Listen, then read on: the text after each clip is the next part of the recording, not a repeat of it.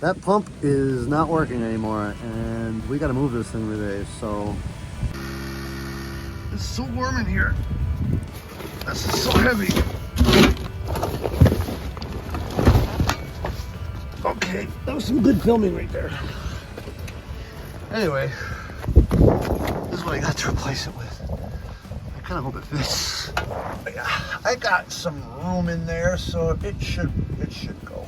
Let's get this guy cut out of here. I just cut the connections here. My ground wire right there, and my positive's just right there. I got those loose 10 millimeters or what I got this installed in now. So we're just gonna unbolt these 4 bolts. So I'm gonna pull this out of here. I already got this connection undone. Probably have to disconnect that so that I can get it on the new pump. We'll probably inspect this hose too, because that's a little, look at that. Yeah, I'll probably replace this whole hose. Yup. Let me get this all disconnected and I'll show you the pump when I get it out. I have the old pump out. I replaced this last summer. You can see that hose is frayed, so I'll probably be replacing that hose too with the new hose. That's okay, the new pump came with a new hose, so I don't think I'm gonna monkey around with changing these connectors like I did last time. I'm just gonna use this proprietary connector, and I'm gonna connect something like this on it so I can just plug and play. You can tell that there is an obvious size difference. I bought this as a Harbor Freight special. This is like a $90 Harbor Freight air pump. It's not the worst thing in the world, but it's not meant for RV service use. So this was what was in charge of pumping up our back air suspension. This one puts out about 1.3 CFM per minute, and this one per minute. CFM means per, anyway. 1.3 CFM versus over 6 CFM. So you can tell there's a definite size difference here. There's gonna be a little bit of fabrication trying to get this thing in here to fit. I can already tell. I think the first step is going to be to get it off of this base plate that it comes on and see if I can get it in there, and if these holes aren't going to line up, I'm going to end up having to drill more holes or figure something out. But let's see if I bit off more than I chew. Let's see if I bit off more than I could chew, or if I accidentally got it right. We'll see. Okay, so we got the base plate off of here. Let's see, here's the mounting studs. I didn't bring a drill with me today, and I know that I'm probably going to need to re-drill a couple of these, so I think what my goal is just going to be for today is, if I can, just at least get 2 of them bolted down and secured so that I can get this thing ready for transport today, because we got to take it up north for the winter. I just went and picked up some zip ties, and I'm going to cut and wire this big boy in. You can see, let me see if I can show you. So I'm worried about those connectors rubbing right there.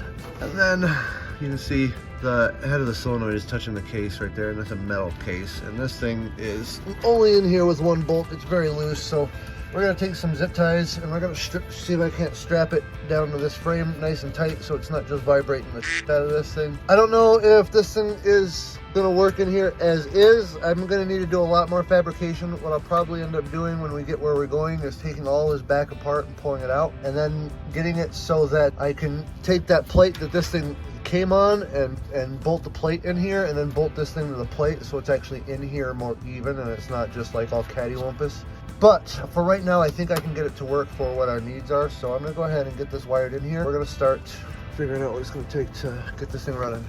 It's in, sort of. I got my electrical connections done. This is probably not permanent. I'm probably gonna rewire this with something that's much better. And again, I don't like this platform either.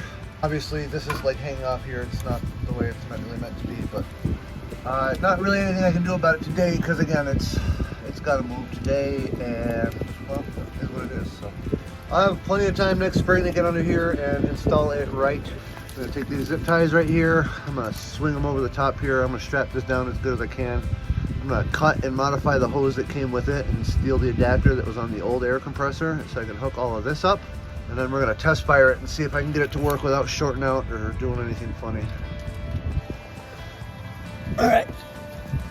I think I just made the last of my connections. Again, I have extra in here because this isn't gonna be this thing's forever home. And I wanted to make sure that I had room to make this thing grow when I get where I'm going and we do our repairs. So this is good enough to test it. I have all my connections made. I got my ground done, the positive done, got my air connection made. I got all the connectors back up there. I'm plugged back in. So I got this thing zip tied to where it's not just rumbling around in there. I don't know how much it's going to vibrate because again, this is a big giant air pump. So all my zip ties could be for naught, but we're going to go ahead and turn the ignition on and check for sparks to make sure that I'm not sparking on that solenoid that's touching, which Again, what I'll end up doing is probably taking that solenoid and moving it to the outside, and then just figuring out a way to cover it, and giving this a little bit more room to grow in here. Okay, go ahead and turn it on.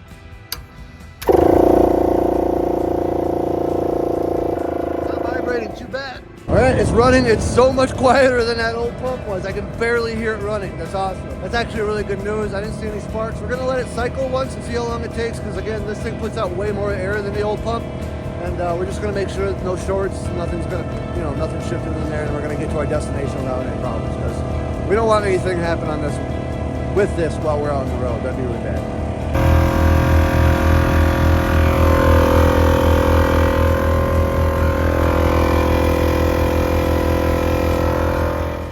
That new pump is much faster. It ran for maybe a minute and a half, if that, and it switched off. So this pump is garbage. Chuck this away. This extra hose I'll probably hang on to, because you never know what you can do with some airline. It's not the thickest stuff in the world, but it's braided, so it's not the worst stuff in the world either. This should go a long way to helping this RV. I know when I bought that last air pump last summer to install it, I was just we were kind of running out of money, and I bought that pump on a budget because it's all I could really afford. And I had to redo pretty much the whole air system. So at that time I was trying to budget more than just the air pump. I was trying to make sure I could afford to still have air suspension. We got all that done last year. That pump went bad, and so now was the time to just do an upgrade on it. And probably could have looked and done a little bit more research on the dimensions of the new pump. Kind of my bad, but it will fit eventually. It fits now, and we'll get her in there, like I said, with a little bit more of an S. But if you did like this video at all, if you found it entertaining, please go ahead and give us a like and a subscribe if you want to. We're a growing channel, and we're trying to get to 50 likes per video, and anything really helps, so we appreciate it. Well, yeah, I guess we'll see you next time, guys. Thank you. Bye.